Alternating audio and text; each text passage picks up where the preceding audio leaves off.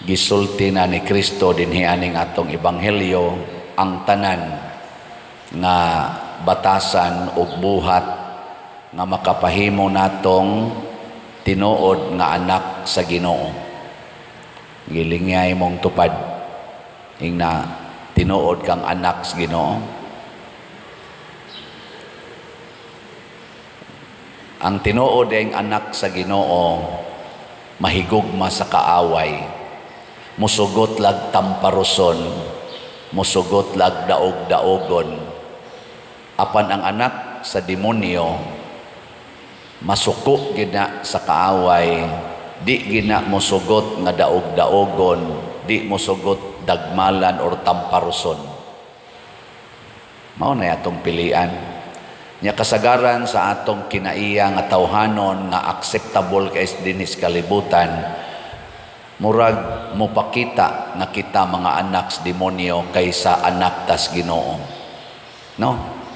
Sama anang kana kunong isig ka makasasala, mo pahulam na siya sa iyang isig ka makasasala, niya mag-expect siya og bayad.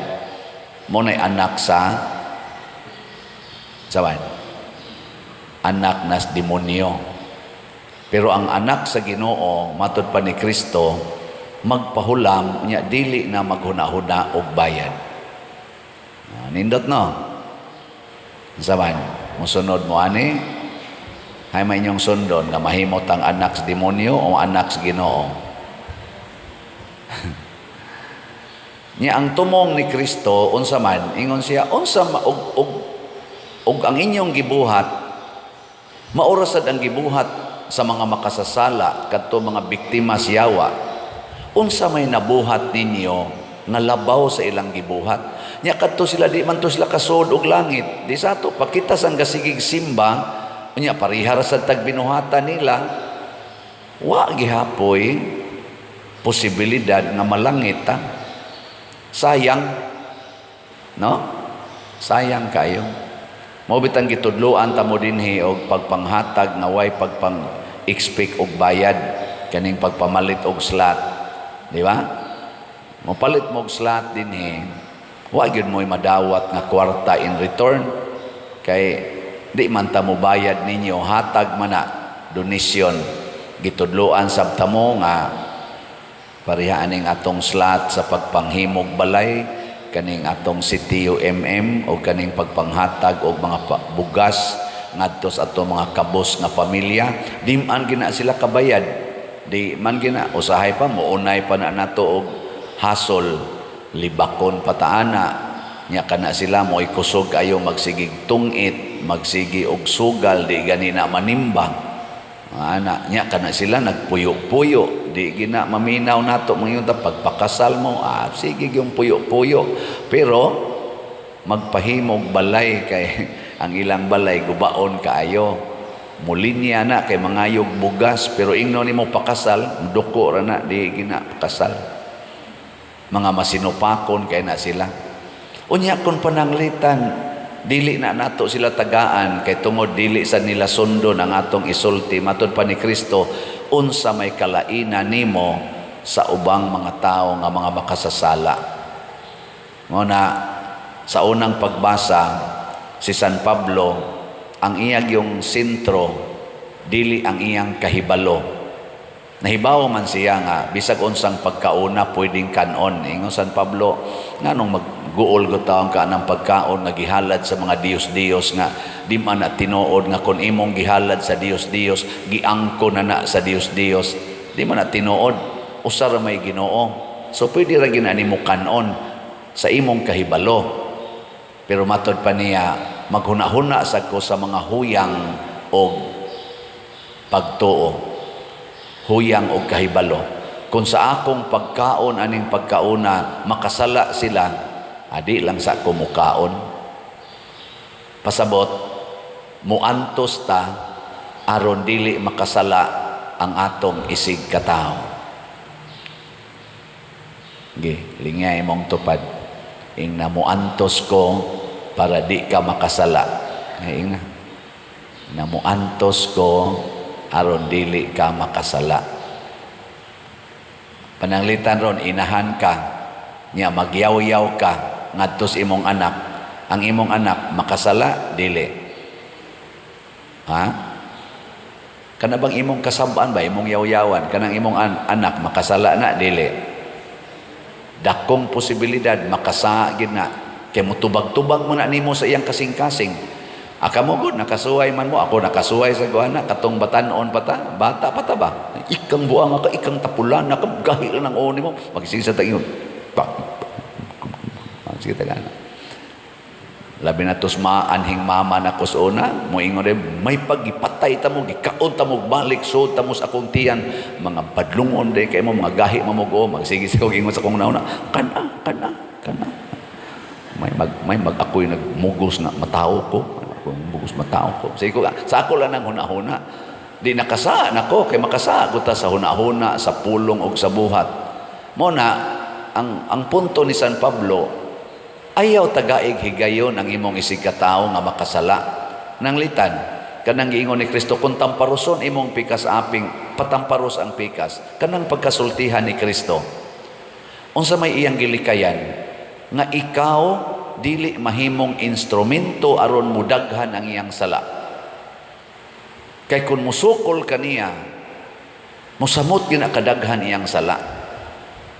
Nya ikaw sad nga nisukol, nakasakawa, nakasa na sa kadi ang sala midaghan.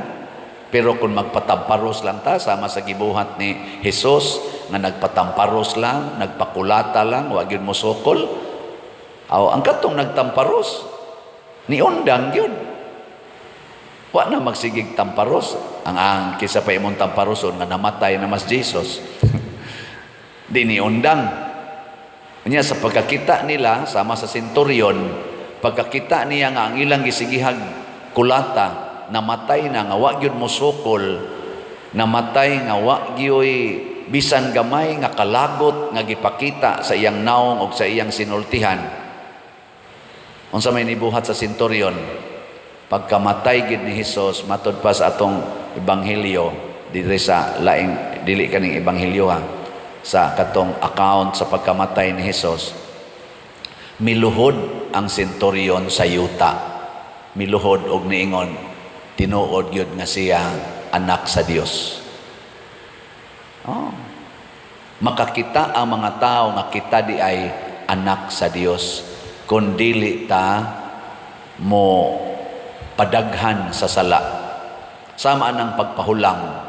Kanang pagpahulam, maayo kay na nga buhat. Ang imong gipahulaman, ang katong ang tao nga nanghuwam nimo, makaingon ito, salamat Ginoo, salamat in taon Ginoo. Ana man to no?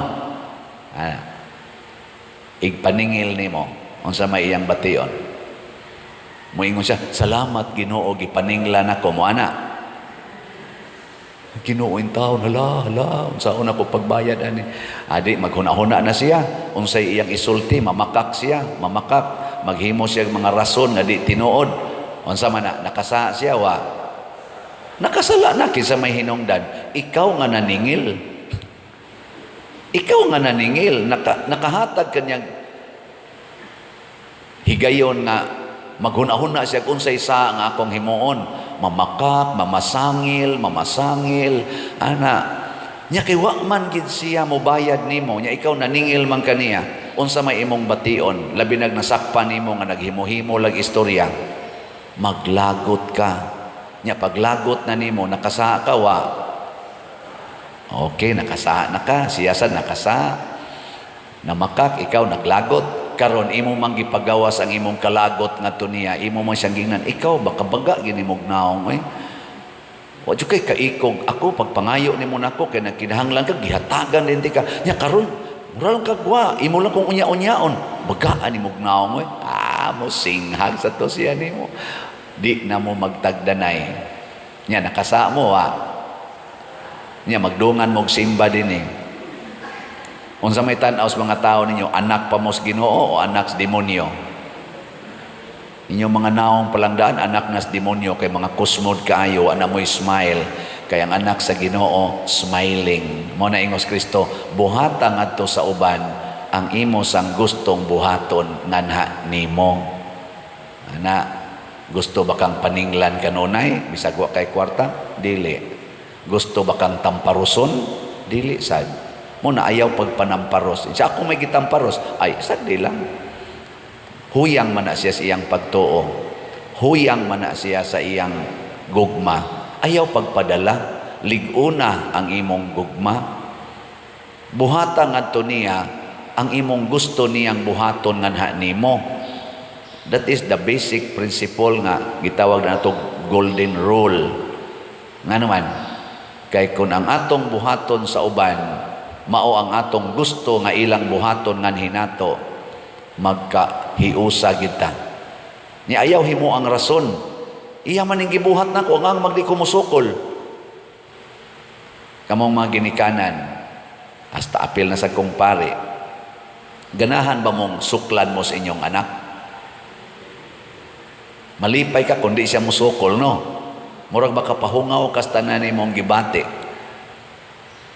Ako sang pare, di sa ko ganahan musukol ang sakristan o ang driver.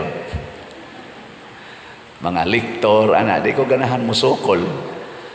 Mutubag-tubag ganin na sila. Lami, kayong patyon.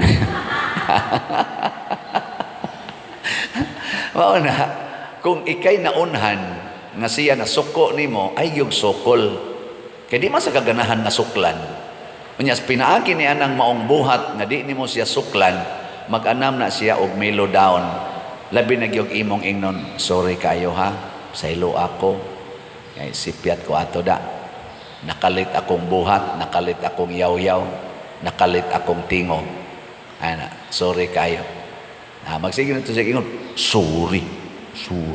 Pero mag-anam na ito kahinay, anam na kahinay. Dugay yun, ingnon pa yun kasi imong anak, guwapa lagi ka ma. Guwapa pakong naong ni mo daw. Nakwaon ito niya imong mga gibuhat, kato imong gusto, iya ditong buhaton. Ay kataw-tauran, magkanta-kanta na ka, maglayog-layog na sa kasi imong anak. Love, giti ka kayong anak ka gaita Jollibee mabi. Tagaan rin mo. Di magkahiusa na mo. Napaysala, wa na. Sige, lingi imong tupad. Last nga lingi. Ing na gusto ko malipay ka.